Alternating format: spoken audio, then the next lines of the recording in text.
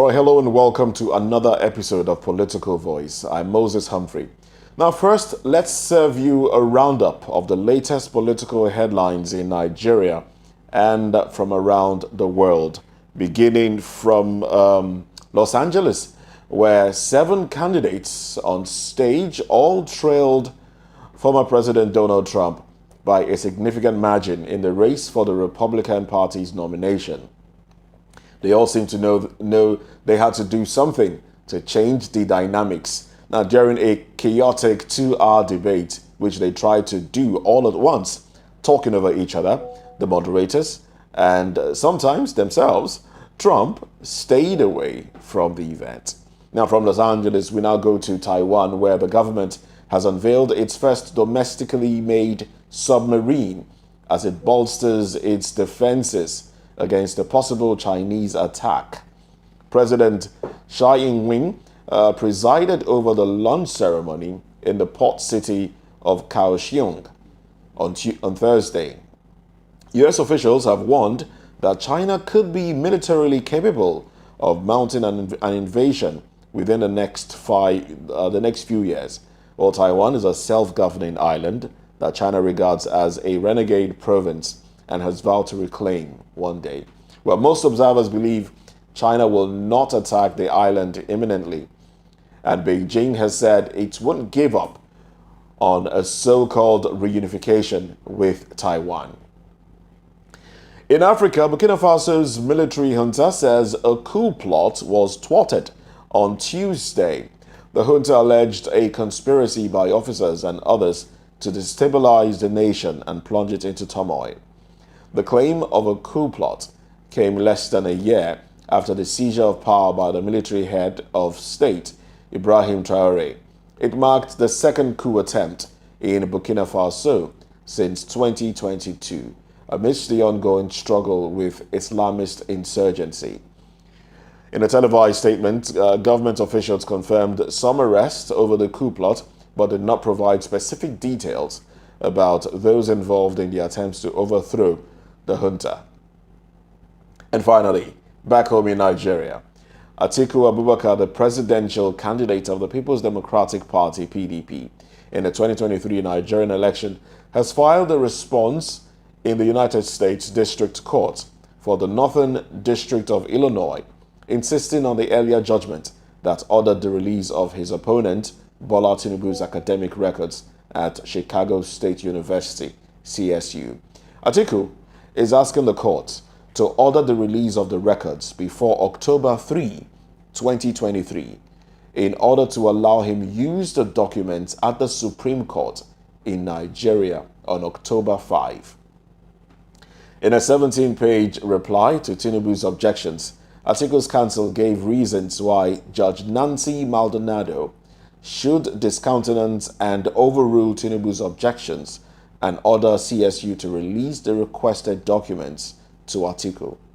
Oh well, that'll be all for the roundup as we now move into our main conversation for this morning.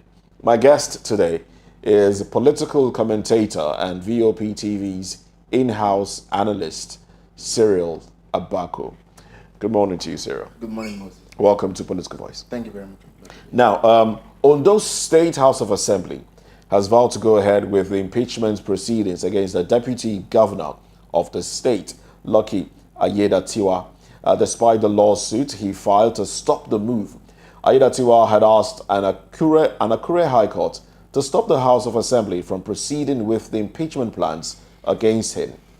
But in a statement signed by the Speaker of the House, Right Honorable Oladiji Olamide Adesomi, the lawmakers said they would pursue the legislative process to a logical conclusion. The House said it will not abdicate or compromise its sacred constitutional duty to hold elected public officers accountable, particularly where there are prima facie serious allegations or of corruption and abuse of power leveled against the deputy governor in this case. To back its decision to proceed with the impeachment process, the House referred to the case of Abaribe versus Abia State House of Assembly 2022, where it noted that the Court of Appeal emphatically stated that it was wrong for the appellant to jump the gun by rushing to the courts to stop his impeachment process on the ground of alleged breach of fair hearing when the panel to investigate and hear him had not been constituted. Now, the House argued that the Court of Appeal then restated that by the provision of Section 188, subsection 10 of the Constitution, no court has the jurisdiction at that stage to interfere in the legislative proceedings for impeachment. Well, this appears to be the law versus politics. That's where we are. The law, pitched against the politics, being played. Now, Cyril, what's your take on this, really? The lawmakers, and I like the way you put it together. The lawmakers are citing the Abia State instance, but they forget that in their own states, under two dispensations, one under the dispensation of Olusegun Mimiko as governor, as well as under the dispensation of I think of Akeredolu himself.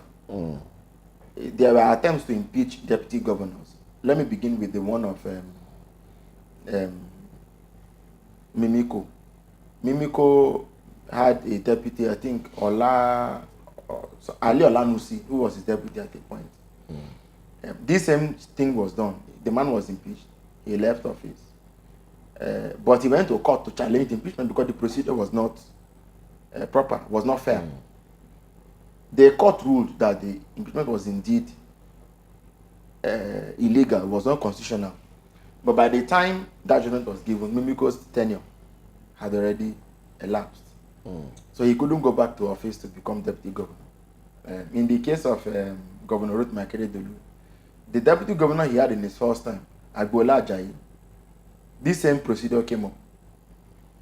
When they told the chief judge of the state, which is the statutory requirement of law, to constitute a 7-man panel to investigate the so-called grounds on which they wanted to conduct the impeachment, the woman said she wasn't going to she wasn't going to constitute the panel because the matter was sub judice, was in court, which was the same thing that happened to Ali Olanusi. The court reversed the impeachment procedure.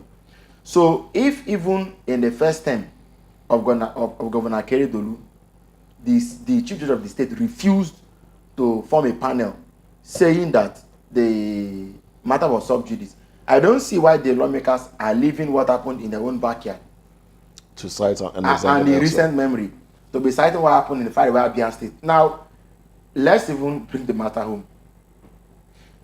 I believe that in Nigeria today, if you whatever you want to cite to buttress any point you want to make is available to cite, because I think we can't today now you can't tell a judgment that is for justice versus a judgment that is for money. All kinds of judgments have been given.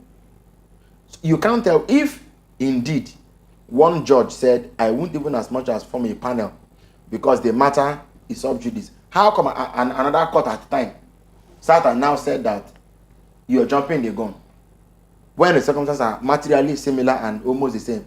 Moses. So I think that largely there is a burden on the judiciary to prove what is right. Not only in the case of P2B when we say all eyes on the judiciary, but in reality. Why of all the impeachment, the one that took place in Bayelsa, the one that took place in Ondo, the one that took place in Oyo, the one that took place in, do you know we have not, even in Lagos, for I think 3 or 4 impeachments, there is no standard format. No, in none of those cases can we say this was the one that the courts used. Courts, but this is the one that lawmakers follow due procedure. The courts can't impeach. But in the case we changing the interpretation of due procedure now? Frankly, this is the matter.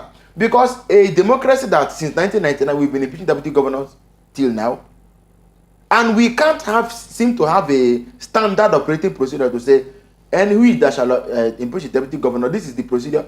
none of the, even in Kogi, the most recent, that was a proper travesty of justice. You know, you just can't be sure. There's no standards, and you're talking about judgment. You can find any judgment anywhere, but is the judgment for justice? If it is not for justice, we should be citing these things.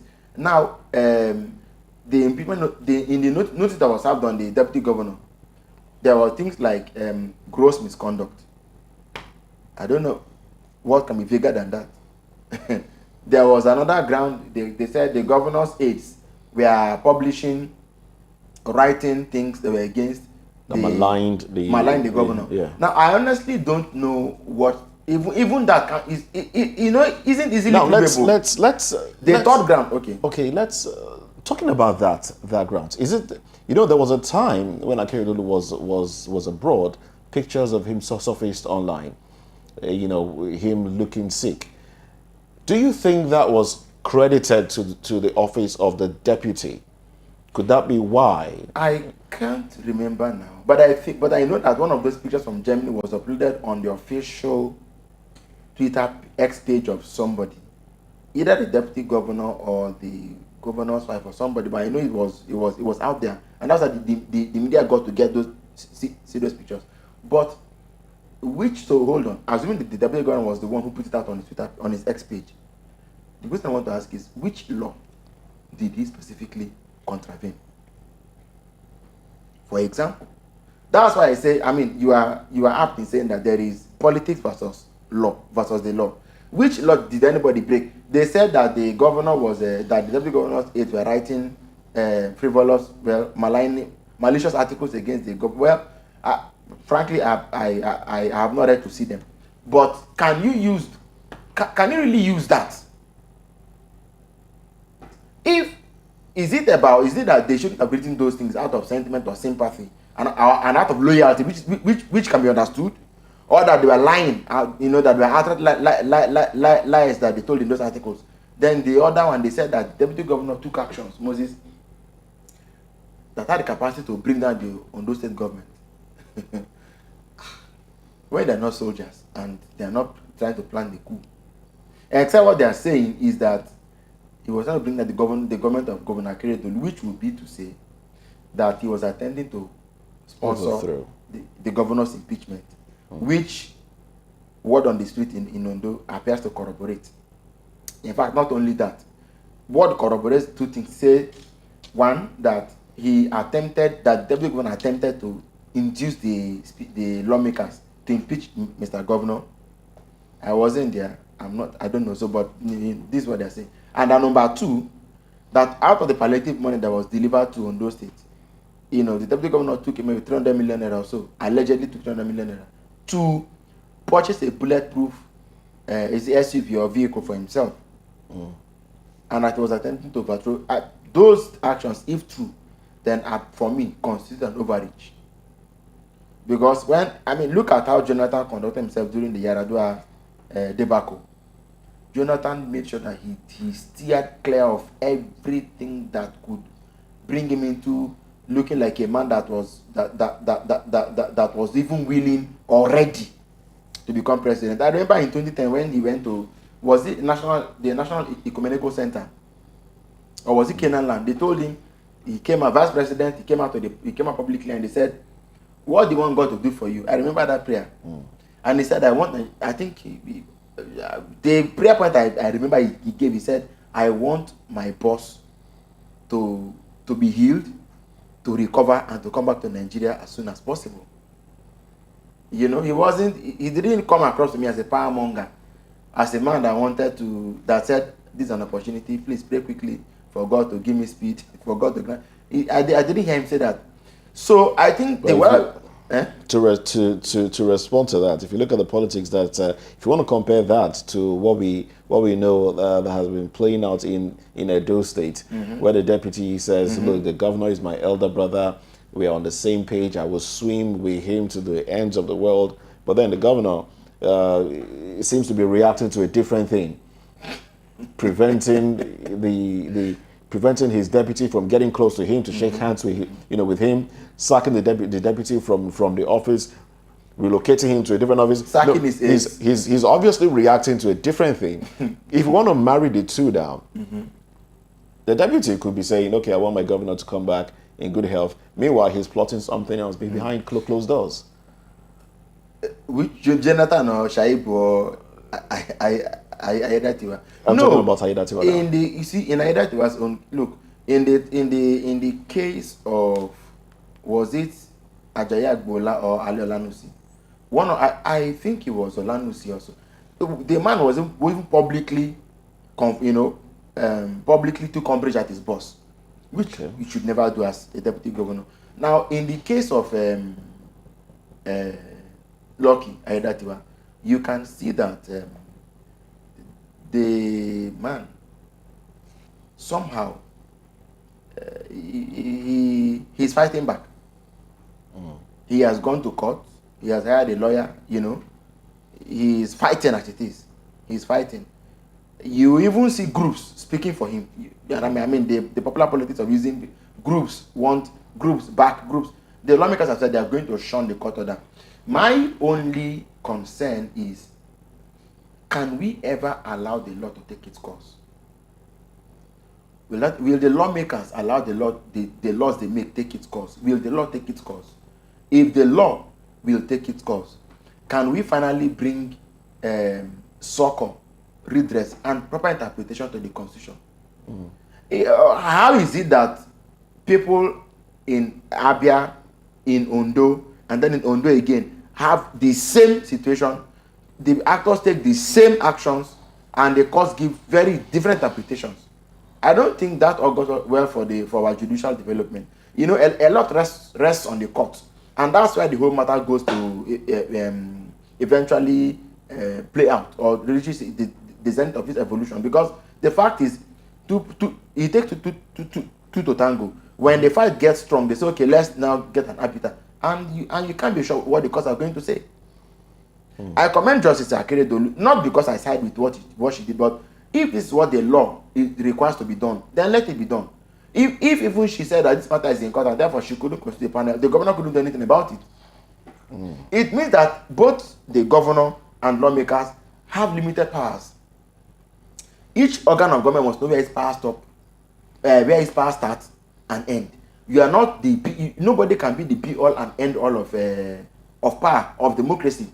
Not that the deputy governor is a friend. I don't know him, and honestly, if the procedure takes on its natural course and he's deposed and impeached, why not? But the fact is, do the lawmakers themselves have faith in the process? Because as at yesterday, or was it this morning, they said, look, you know what, court order or not, we are moving ahead with the impeachment. That's why they were citing what happened in Abia. They said they are moving on with the impeachment. It doesn't matter. The deputy governor was not available to be served. They had to go back to the court and say, we are going to give him some state service. So they met the secretary took the service, saying that is the impeachment notice. Okay. So clearly this matter, I mean, if it is left to go the way it is going, we can already see where it is going to end. Now 11 out of 26 now. 11 out of 26 signed. I'm talking about the lawmakers now. Would you say that the State House of Assembly is being controlled by the governor? In many states, well, yeah.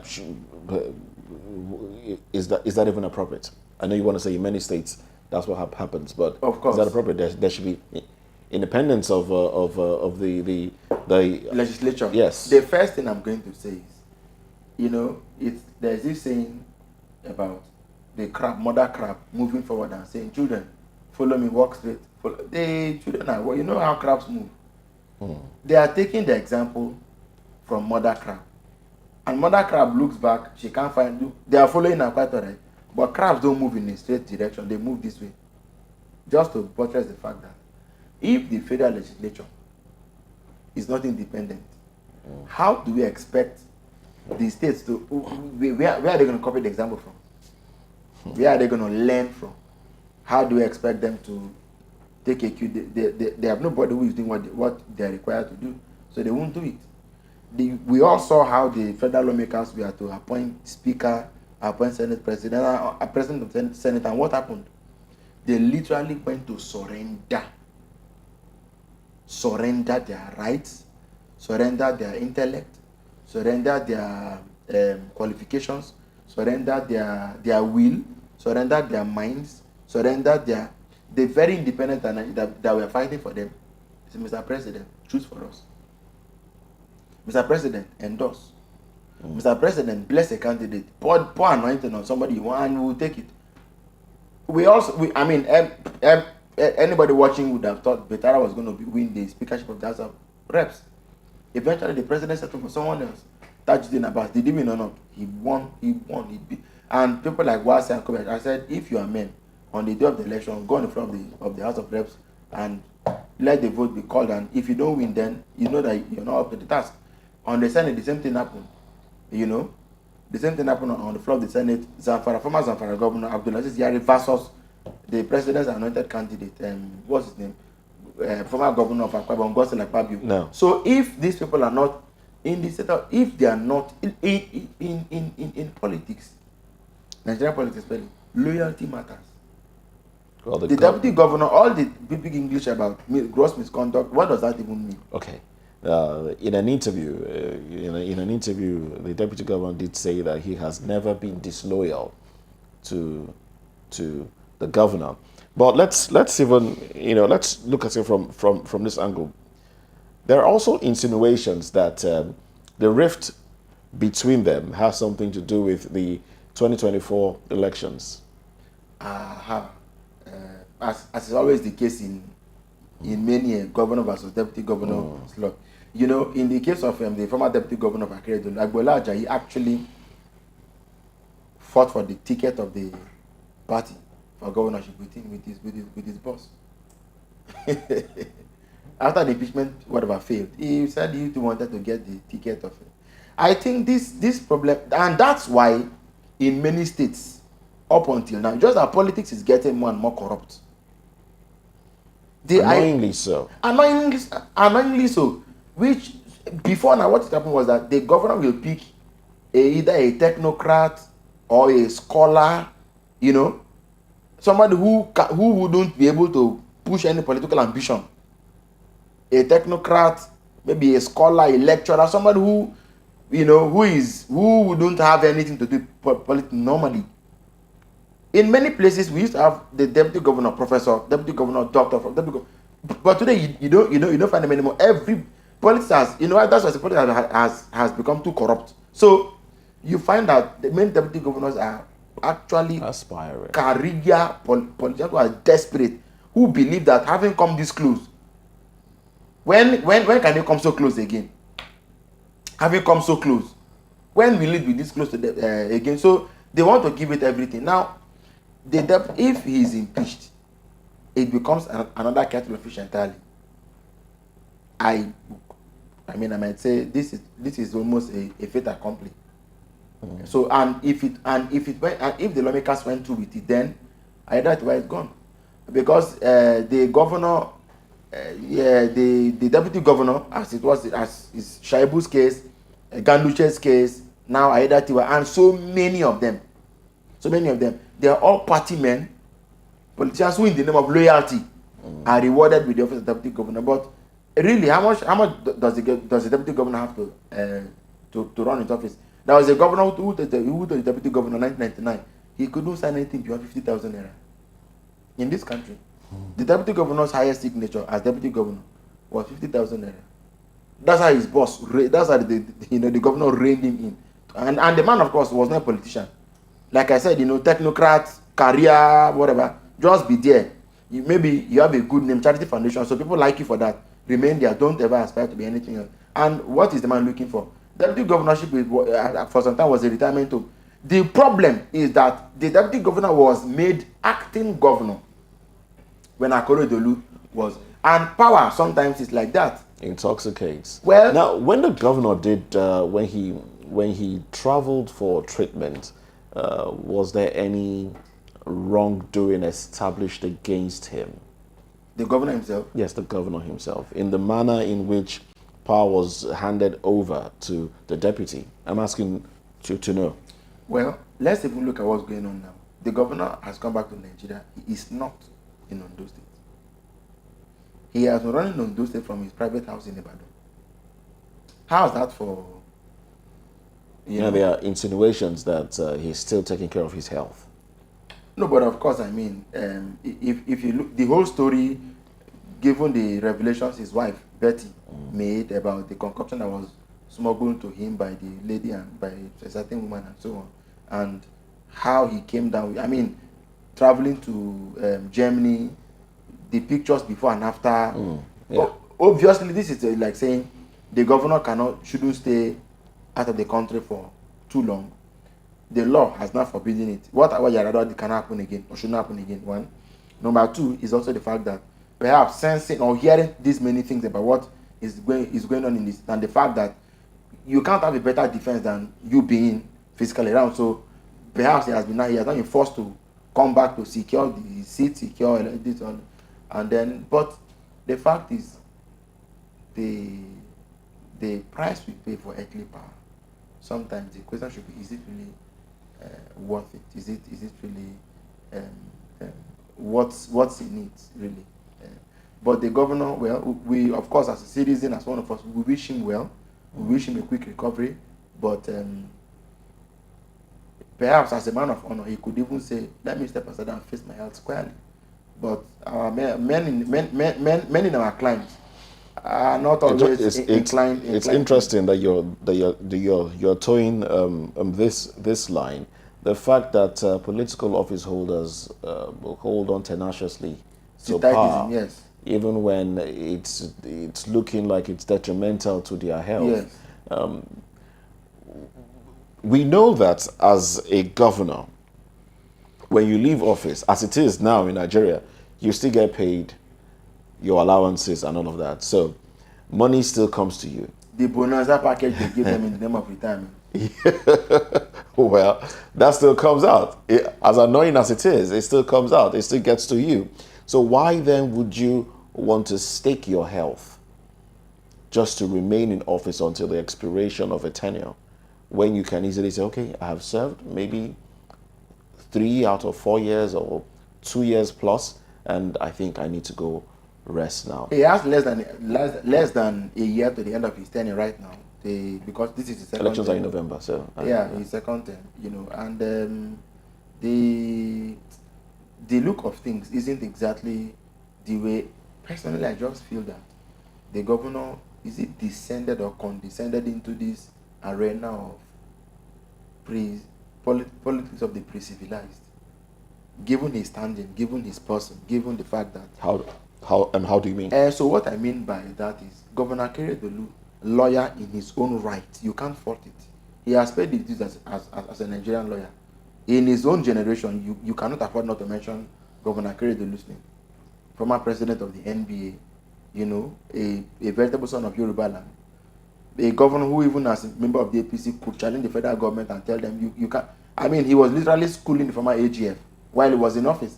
He was telling him the law didn't say this, the law didn't say that. You are a lawyer. You are a lawyer. You're a government lawyer. You cannot be telling us what to do. If push came to shove, all of us will meet in court. I mean, you saw those things. He was copiously right. Amotekun today came to be largely because Akeredolu fought for it. So clearly, he's a man of high standing. High learning. He's an SAN, but perhaps if a president would had this sort of health things to take care of, and I thought Akeredolu would have been the sort of person who would say, Mr. President, I think you need to know when to number your days in office and take your work and take care of yourself. But he hasn't done that.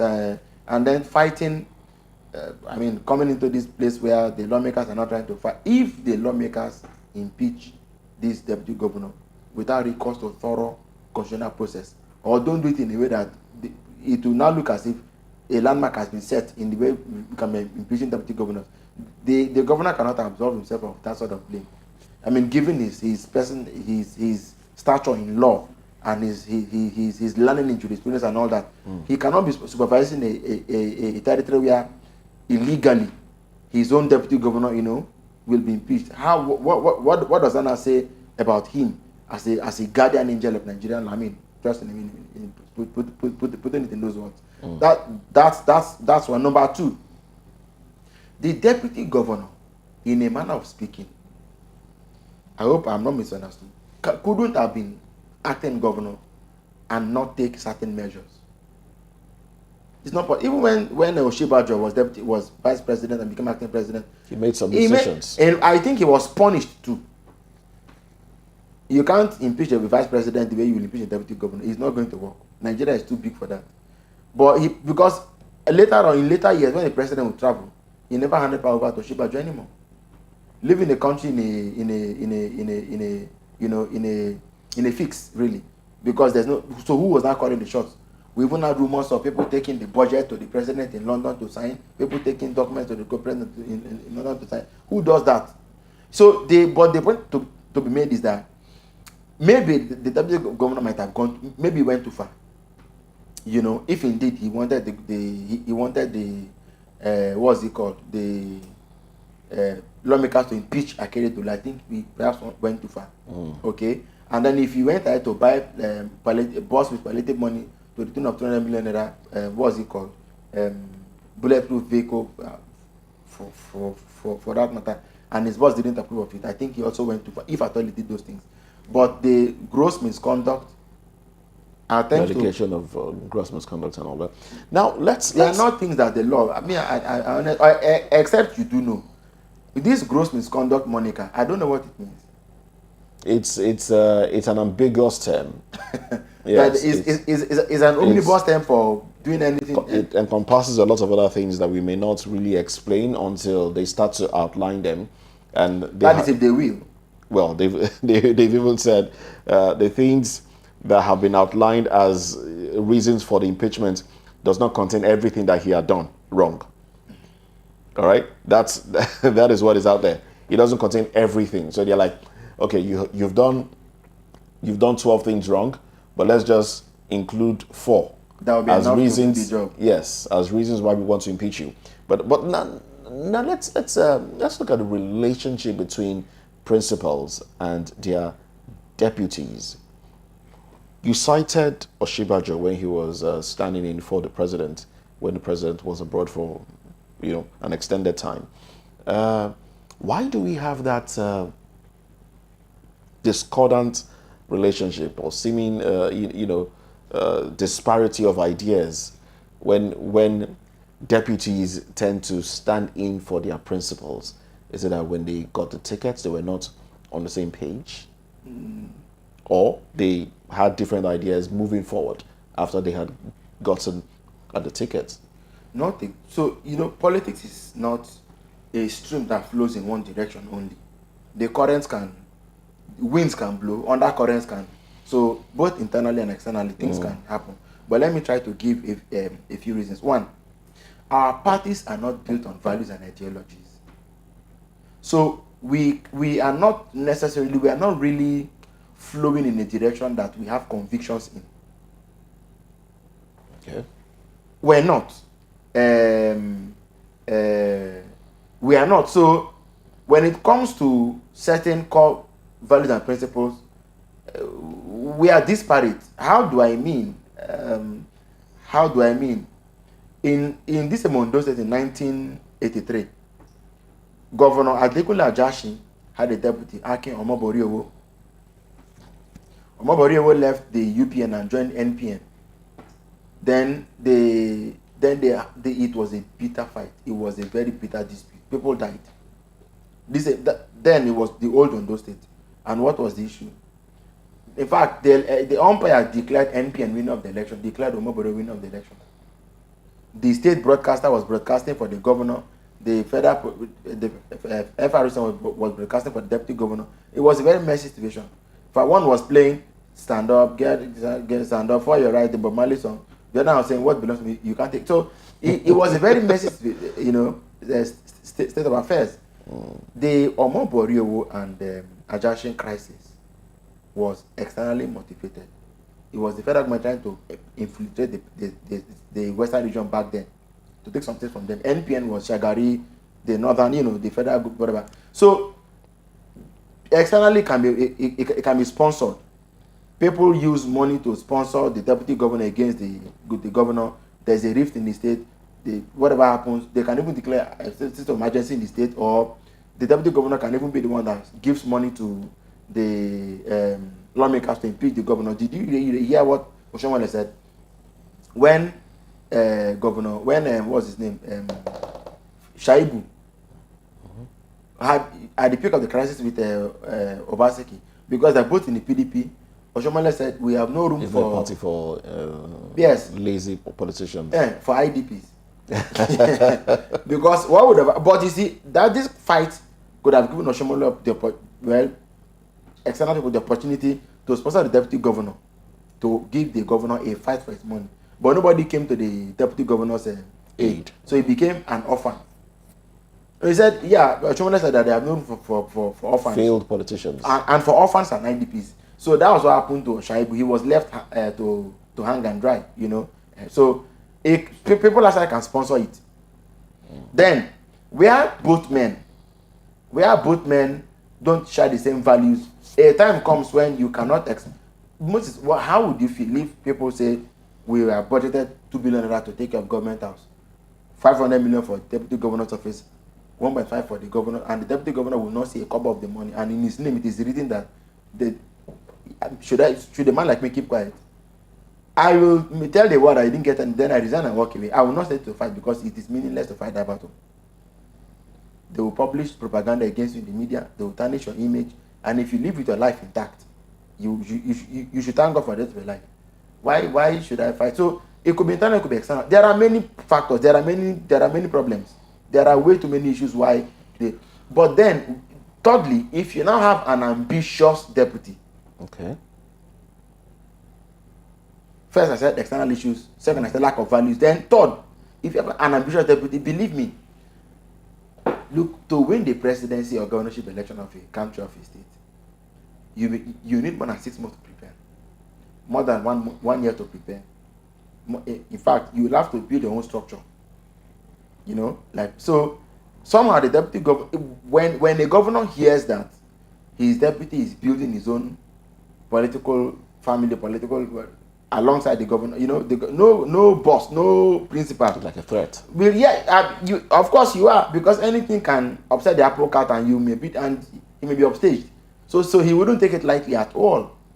He will not. Look at what happened even in Lagos in 2015. The mainstream party leaders in APC adopted Ambode as their candidate. Then the other not faction per se, they call themselves forums, you know, fora. The other forum adopted the current deputy governor. And the Hamzat. Both Ambode and Hamzat. Do you know that Ambode beat Hamzat by the whiskers? By inches. So now you will now make that deputy governor to be Hamzat to be deputy governor Ambode. One day you realize that in less than 1 year he would have, he will create such, because such a man will bring commissioner nominees. He will bring, so you can't control him. He will have a team. He will have a team that will be able to. So what they normally do is that what they did when Hamzat lost, he went to Abuja to become an advisor to Fashola, then who became minister. Now in 2019, because the leaders wanted to drop Ambode as governor, they needed more than their own family, their own house to do that job. Because Ambode being a part of that particular movement, you never know. So they had to go and now bring this one and join forces. Hamzat, in fact, between Hamzat and Sanwo-Olu is he's a technocrat. Hamzat is both technocrat and politician together. So Hamzat was, getting Hamzat's votes and support and whatever, joining it to Sanwo-Olu's ticket, now boosted Sanwo-Olu's ticket. Is that okay? So in a way, it's controlled risk. That's what it is. Because by 2023, you will see what's going to happen. There's going to be a quest for, say, Oga, we did you some good. Now it's time for you to also do what? Pay back that. So how well can we manage political risk in that degree? The only way to deal with it is to cut the person off, and is by impeachment. it becomes, that difficult. It becomes that uneasy Now and that's why they don't wait for the law to take its course. It's even more risky to wait for the law to take its course. They put you out and say, let the court now. So by the time the court decide, maybe the person is even out of office or something. Now, with the ruling saying, look, you can't stop an impeachment process against you when the committee has not even been established. So who are we stopping really? And the lawmakers saying, look, they are going ahead, regardless, to impeach him. Do you see this happening? Do you see the impeachment taking place? Or you? No, this smile gives me the impression that it's a done deal. I mean, I already alluded to it. If everything continues on this trajectory, I see it happening. Okay, what can be the white flag that the deputy can fly or raise to save his head? No, where they are right now, they're way past that. They passed it. Because even if he was to go and apologize and plead, the condition for accepting his apology can't be anything more than you can't have two captains in a ship. It's not possible. It's not possible. So it would be for him to step aside, to resign. In fact, before I really got to know what was going on in Ondo, I thought that the way Governor Keredolu, because Aiyedatiwa has been with the governor since 2012, if not earlier. In 2012, he lost the election to me. During Mimiko's re-election was when Governor Keredolu first ran for governor under ACN. He didn't win. So there are those who just stick with you. Whether you win or not, they will stick with you. Aiyedatiwa was such a man who stuck with Keredolu. So so when I started getting the feelers and getting, I was like, I think if the governor doesn't believe Aiyedatiwa, he will resign and say, to keep my honor, I'm loyal to, but if you don't believe me, don't impeach. Let me resign, honorably.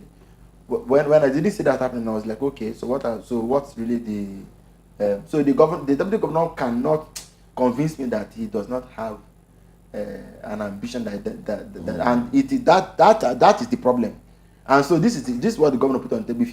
If you want us to reach a date on, then the resignation, I walk away.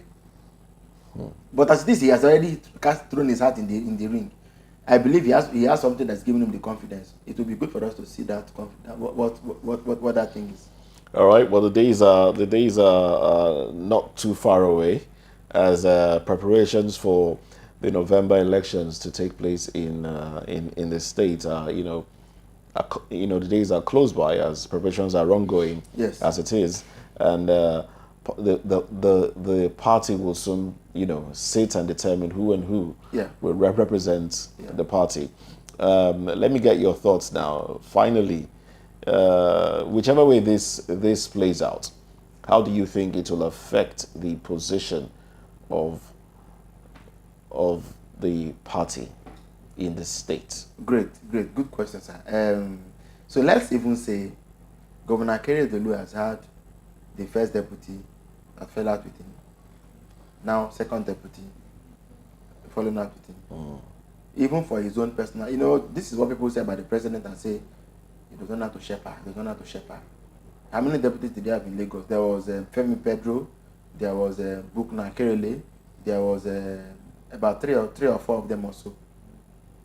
In the end, the recurrent decimal is the governor. So his name is mentioned in all the. I think on those two, the same thing is playing out with Governor Keredolu. In the end, the party, because Agbola Ajayi had supporters within the party. What's his name? Aiyedatiwa also has supporters within the party. I believe he might have had people who sympathize with him, even among the House of Assembly members, who would have said, "Bring the money." Let's see.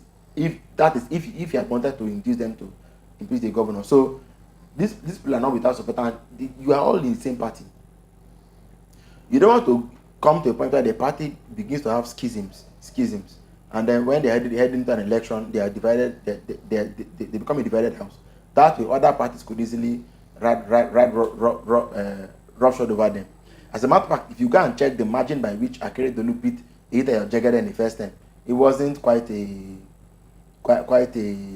margin to applaud. In the second time too, the margin was not something to applaud. In fact, If not for the magic of the Supreme Court, Akeredolu wouldn't have been governor by now. Because in the party constitution, it is clear that elected officials cannot be leaders of cannot be party ESCO. And yet it was Governor Memela Buni, who, as governor of Yobe State, that organized the primaries that where Akeredolu won the ticket to run for second term. Is that such an action ought to be declared null and void? The Supreme Court admitted that much and then looked for a technicality. In fact, invented the technicality to knock off Jagede's petition. So that is where the whole matter, comes to lie.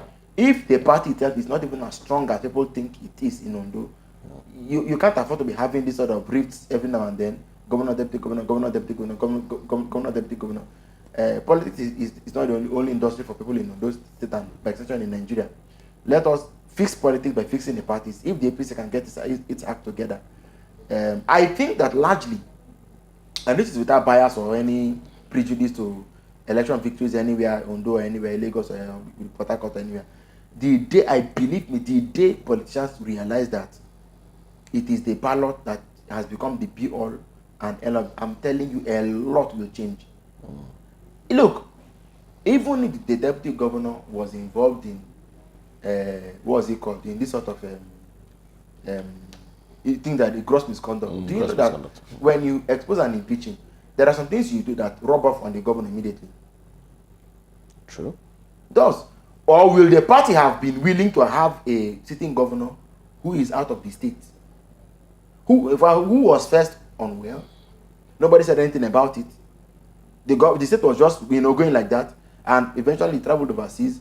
I don't know, one thing later another, he managed to hand power over to his deputy. After maybe some, I think it was reluctantly handed power over, went to Germany, came back. He's not in the state, he's in Ibadan. These are people who know that their bread or their bread is not better than the ballot. If it were, they wouldn't do this.